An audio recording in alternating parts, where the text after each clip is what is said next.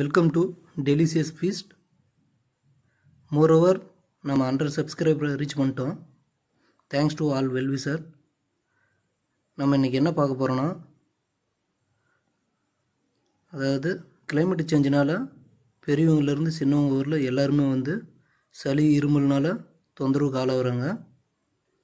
அவங்களுக்கான ஒரு ரெமெடி தான் இப்போ நம்ம பார்க்க போகிறோம். கற்பூரவள்ளி ரசம், சிலர் வாமவல்லின்னு சொல்லுவாங்க. தேவையான பொருட்கள்: கற்பூரவள்ளியில் 10 நம்பர், பூண்டு ஒரு கட்டி, மிளகு சிறிதளவு, சீரகம் சிறிதளவு, வரமல்லி சிறிதளவு,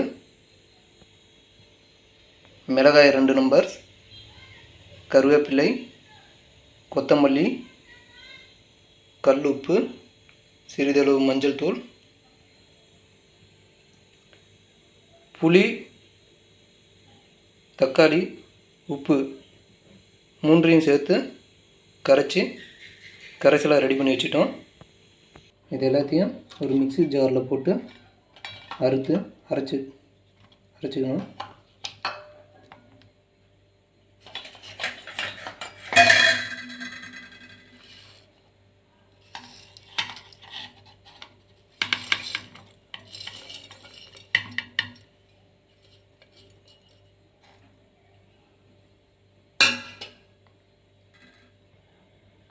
இந்த மாதிரி அரைச்சி ரெடி பண்ணிக்கணும். வானல் அடுப்பில் வச்சுக்கிட்டு நல்லெண்ணெய் சேர்த்துக்கணும்.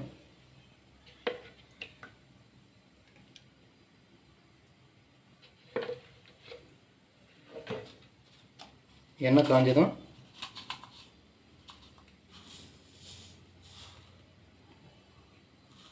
சிறிதளவு கடுகு போட்டுக்கணும்.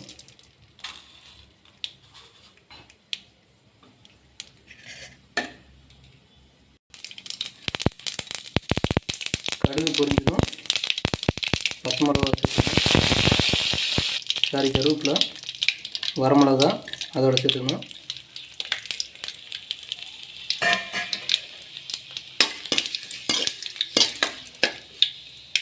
நம்ம ஆல்ரெடி கரைச்சி வச்சுருக்கிற புளி, தக்காளி கரைசலை இதோட ஊற்றிக்கணும்.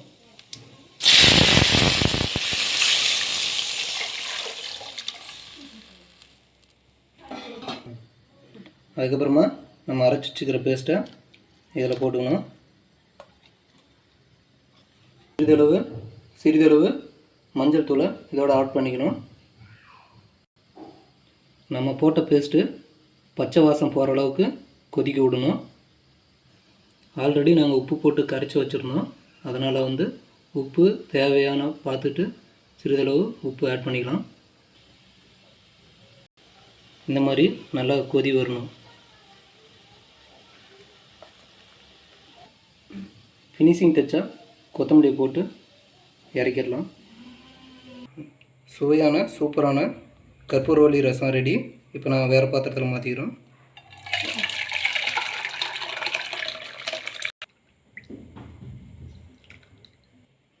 அவ்வளோதாங்க, சுட சுட சாதம், சூடான சுவையான கற்பூரவள்ளி ரசம். இதுக்கு வேறு எந்த குழம்பும் தேவையில்லை. வெறும் அப்பளம் மட்டும் இருந்தால் போதும். நம்ம கடிச்சிட்டு நல்லா சாப்பிட்லாம். குழந்தைங்களுக்கு கொடுத்து பாருங்கள், நல்லா விரும்பி சாப்பிடுவாங்க. மறக்காமல் சப்ஸ்கிரைப் பண்ணுங்கள், பெல் பட்டனை கிளிக் பண்ணுங்கள். இதே மாதிரி எங்களுக்கு தொடர்ந்து ஆதரவு கொடுங்க. Thanks friends. அடுத்த ரெசிபியில் பார்க்கலாம்.